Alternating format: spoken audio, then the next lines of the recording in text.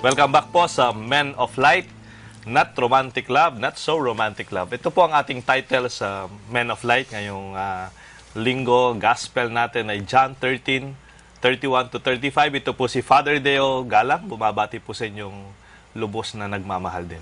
Okay. Ito po si Bishop Ambo David. Kamusta po mga kaparokya, mga kapanalig? Brother Willie Suarez po, isang mapagmahal na araw sa inyong lahat. Okay. Mayroon pong song, Love, parang sa many splendor thing. Love is a many splendor thing. It's something that we parang nakaka-boring kung gawing topic sa misa. Sabi ng isang kaibigan ko, Father, pag yung topic ng pari namin, yung God loves you, love God, parang love your neighbor. Niyantok ako, Father, sabi parang, and then I'm thinking, what's wrong about that? Maybe it's a way of looking how we look at love as something that is already parang basa, parang hindi na po exciting na topic. Para bang gasgas, parang sabi nga po nung nag-aaral kami sa filosofiya, when you define something with in a thousand ways, it loses its meaning. Or para bang over-analysis becomes paralysis. But we have to look at love again from the perspective of where it came from in the gospel. When Jesus said, I give you a new commandment, love one another. Pero may dinugtong po siya, as I love you. As I love you. At gusto po naming maniwala na ang pagtingin ng mga kabataan ngayon, ang pagmamahal ay relasyon ng lalaki at babae, pag nagde-date sila at lumalabas, gusto po natin sanang buwagin or demystify or deromanticize love from our view of looking at love as something not from the romantic perspective, but from the ordinary, from the experience of our daily life. Kung minsan pag sinabing pagmamahal o pag-ibig, ayun pong napapanood natin sa television, yung napapanood natin sa sine, yung may Romeo at Juliet, no? May kontrabida. At siguro, balik po tayo sa karanasan ng pagmamahal as something that is so ordinary in our daily life. The mere fact your parents supported you up to now that you are already big and old, that is already love, no? Oh. And we don't even call it romantic love. Yeah. Gusto kong balikan yung the word romantic, no? Opo. Kasi even the term romanticize actually is negative. You are romanticizing things. Opo. Ibig sabihin you're not getting real. Kasi galing yun dun sa idea na when the glorious days of Rome, parang nothing could be more glorious than Rome. Parang ganun ba? Then you are blowing up Rome beyond proportion. Nakala mo, yun lang ang image of glory. You're Ganun, romanticizing it. You're romanticizing it. You're not, parang you're fantasizing it. Ganun. Ngayon, when you talk of love as parang romanticized, medyo it's not really very positive. Parang you're not getting real. You're beyond yourselves. Maganon. Jesus is very realistic.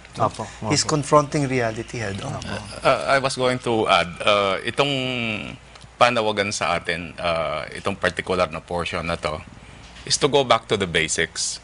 Kasi ngayon, parang mas ang atensyon o focus doon sa boy meets girl, they have a relationship, they get married, the romantic side of love.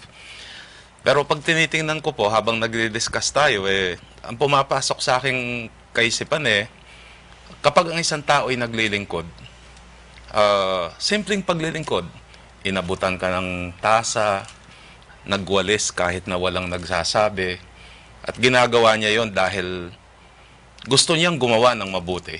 I think that is love. Yeah. Hindi pinag-uusapan yung pagbubutihin ko, pagwawalis ko dahil para madagdagan yung sweldo ko. Kundi, I'm doing this because I want to do it, because I feel happy doing it. Yun ang pinaka-basic ng pagmamahal na yun Yeah. Meron daw, naalala ko itong service na sinasabi mo, Kuya Willie, meron daw po isang, yung madre, nagsiserve po sa isang leper colony, sa isang island. Parang nangyari po ito, medyo matagal na. Tapos may nagdock na parang military ship doon sa leper colony.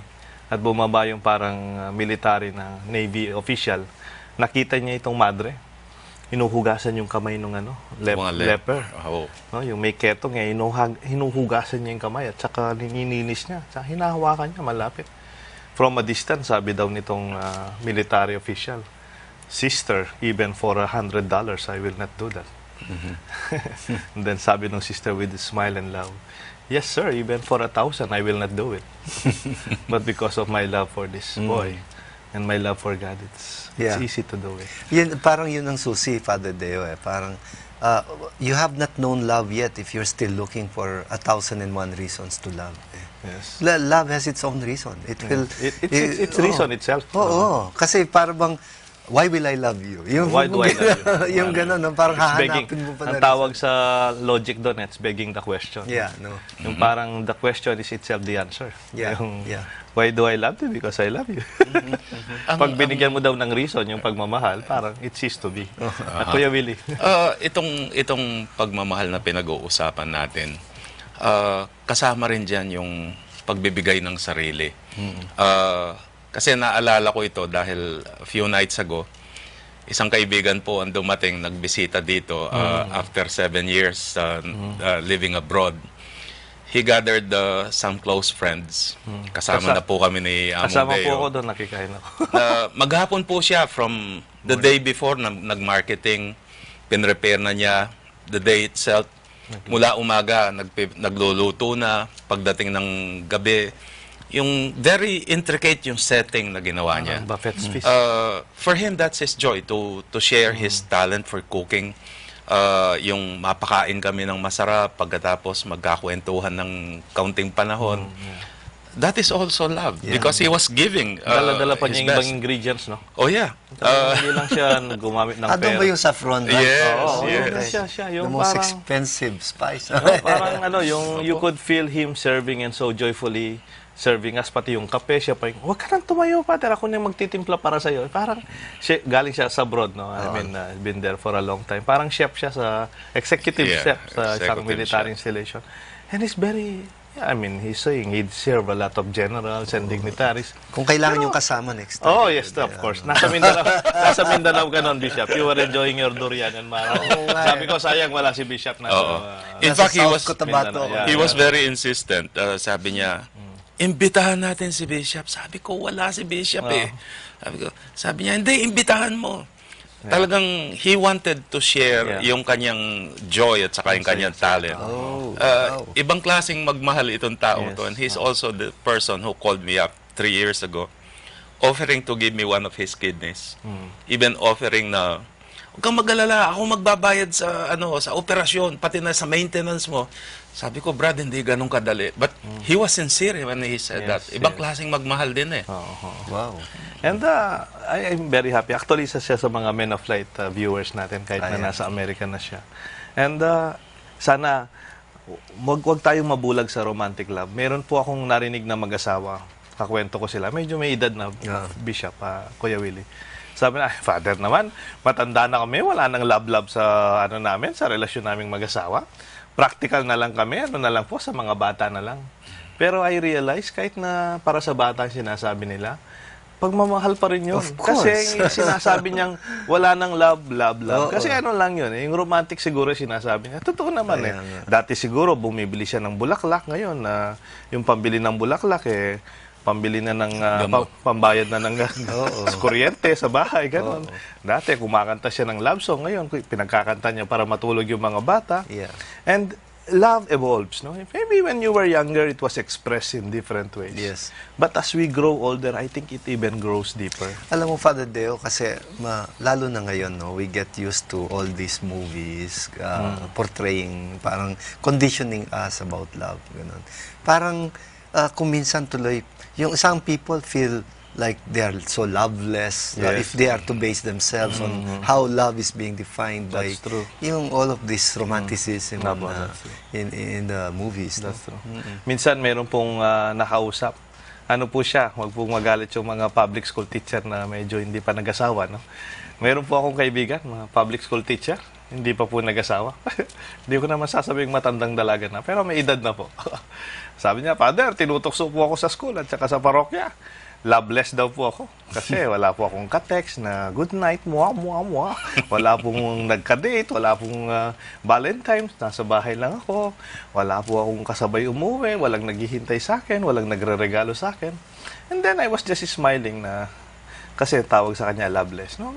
And then, I realized when I just went through that experience sa parokyang yun, nakilala ko siyang mas malalim at alam ko po, kaya hindi pa siya talaga pala nag-asawa, alam niyo po, siya na lang yung naiiwan sa nanay niya.